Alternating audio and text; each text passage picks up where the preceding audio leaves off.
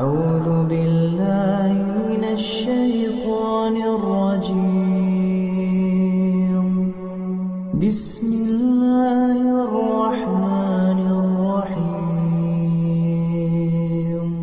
إن الله لا يستحيي أن يضرب مثلا ما بعوضة فما فوقها فأما الذين آمنوا فيعلمون أنه الحق من ربهم وأما الذين كفروا فيقولون ماذا أراد الله بهذا مثلا يضل به كثيرا ويهدي به كثيرا وما يضل به إلا الفاسقين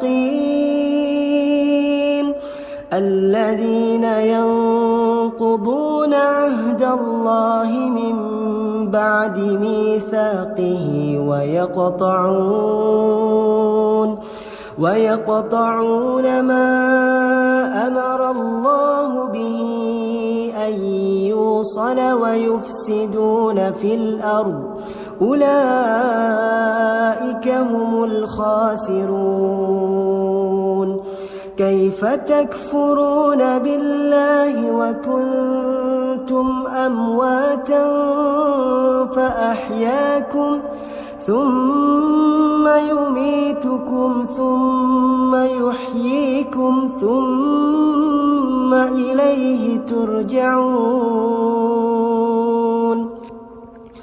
هو الذي خلق لكم ما في الأرض جميعا ثم استوى إلى السماء فسواهن 7 سماوات وهو بكل شيء عليم.